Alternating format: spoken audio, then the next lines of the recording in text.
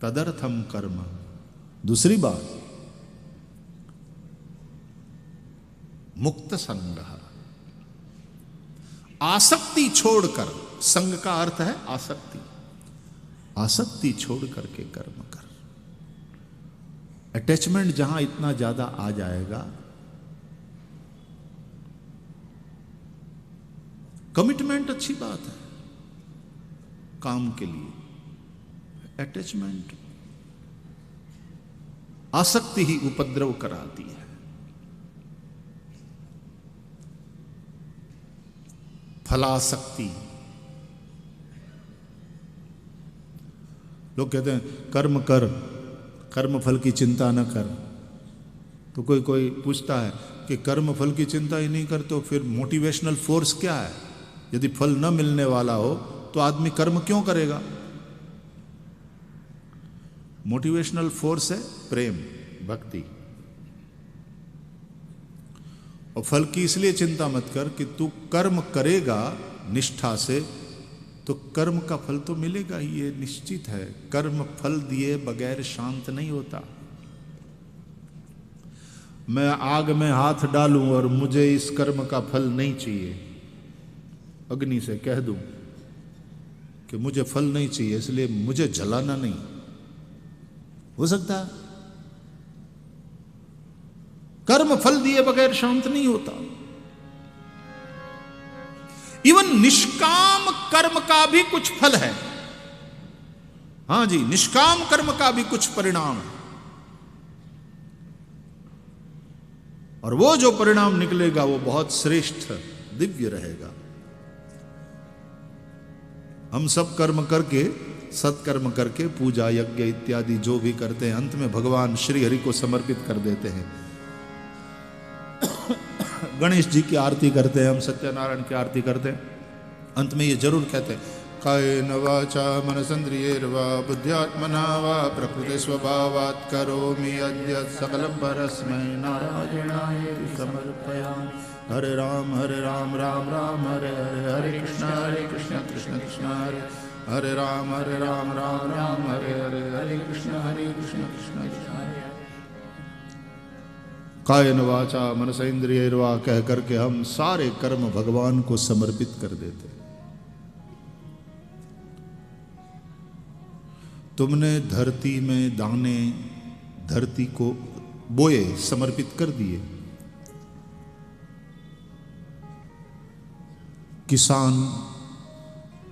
किसान को बैलों ने मदद की है, धरती को जोता है। उस जोती हुई भूमि में फिर तुमने बुवाई की, बैलों को साथ रख करके। जमीन को जोतने में भी, बुवाई करने में भी लगातार तुम्हारे बैल तुम्हारे साथ साथ। हर जगह धर्म को साथ रखो। तुम्हारा हर कर्म धर्म रूप हो। और फिर वो तुमने जो बुवाई की, तो तुमने जो भी बोया यानी धरती को दे दिया।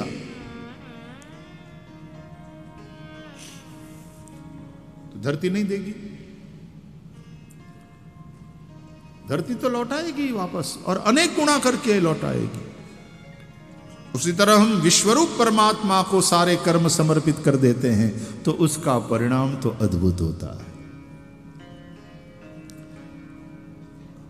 राम कथा के माध्यम से मैं आपको समझाऊं। रामायण में केवट की कथा आप लोगों ने सुना। भगवान को संकोच हुआ कि मैंने केवट को कुछ दिया नहीं। सीता जी पिय ही की सी जाननी हारी। राम जी ने कुछ नहीं कहना पड़ा, सीता जी समझ गई और अपने हाथ में जो अंगूठी पहनी थी उतारी, मूल्यवान अंगूठी प्रभु को दिया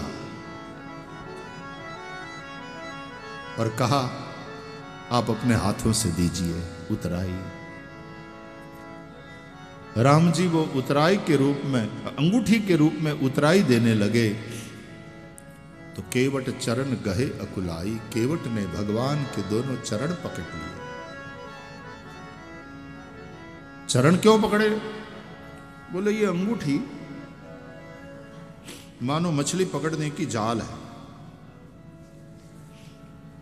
आदमी जब मछली पकड़ता है तो पानी में जाकर के जाल को ऐसे फैलाता है, फेंकता है, इस तरह से फैल जाती है जाल।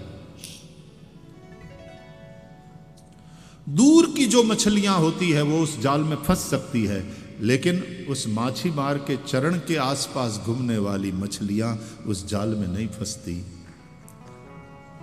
ये माया की जाल फैली है, केवट भगवान के चरणों को पकड़ लिया।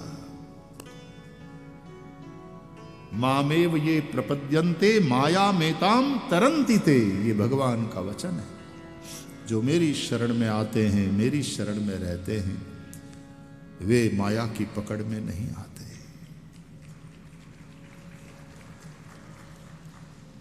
केवट चरण गहे अकुलाई, नाथ आज मैं काहन पावा। आज मुझे क्या नहीं मिला प्रभु, मेरा दोष दुख दारिद्र सब मिट गया। जिंदगी भर मैंने मजूरी करी, लेकिन आज जैसी उतराई मुझे कभी नहीं मिली। अरे तूने, मैंने कभी कुछ तक तुझको कुछ दिया नहीं और तूने कुछ लिया नहीं मेरे से, तो तुझे क्या मिल गया? तो संतोष, ऐसा संतोष मिल गया कि अब कछु नाथ न चाहिए मोरे, दीन दयाल अनुग्रह तोरे। ये वाला संतोष भगवान की कृपा से जब मिल जाए मनुष्य को, जब आवे संतोष धन तो सब धन धूरी समान। और ये संतोष वाला धन नहीं है तो चाहे जितना भी हम कमा लें, हम दरिद्र ही है। कोवा दरिद्रो ही विशाल तृष्णा। दरिद्र कौन है? बोले जिसकी तृष्णा विशाल है।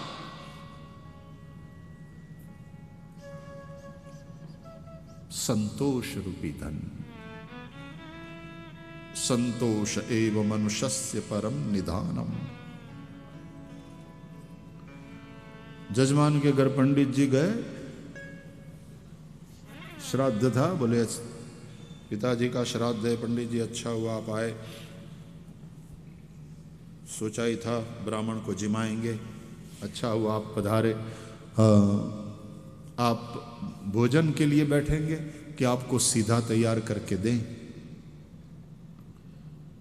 तो पंडित जी बोले भोजन के लिए बैठ जाते हैं, जब हम भोजन करें तब तक सीधा बांध के तैयार करो। तो अंत में संकल्प करा दे, अरे भाई तुझे कोई एक के लिए बोला है, लेकिन जब संतोष वाला धन नहीं हो,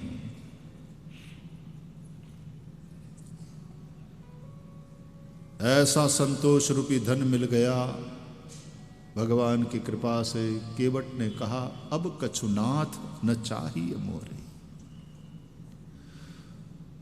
तो बार बार भगवान ने कहा, सीता जी ने कहा, लक्ष्मण जी ने भी अनुरोध किया कि ले ले भाई।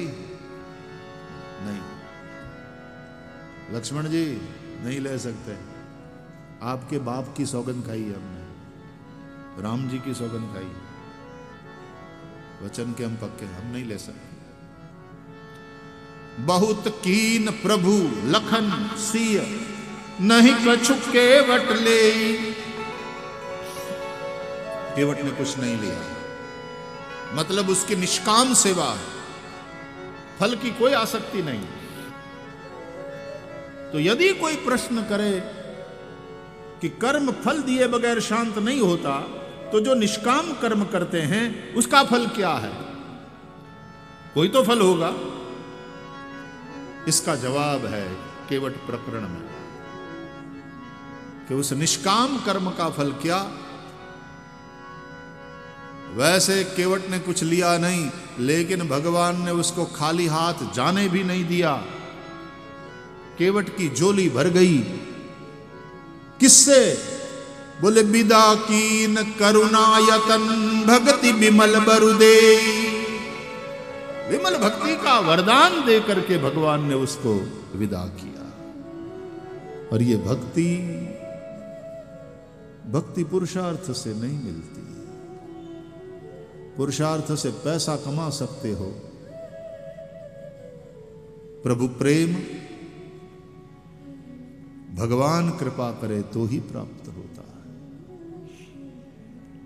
भागवत के रूप में भगवान अनुग्रह करे तो ही आपका मन भक्ति से युक्त हो सकता है। भक्ति बाजार नहीं बिकती। और मुक्ति देने में तो भगवान ज्ञान के चलते सबको मुक्ति प्राप्त हो जाती है, लेकिन वैसे भगवान भुक्ति देने में उदार है, भक्ति देने में उतने उदार नहीं है। क्योंकि भक्ति देने से भक्त तो बंधन ही जाता है भगवान के साथ, भगवान को भी बंधना पड़ता है कि जो मेरे से बंध गया मैं उससे बंध गया, ये यथा माम प्रपद्यन्ते तांस तथैव भजाम्यहम्। और भक्ति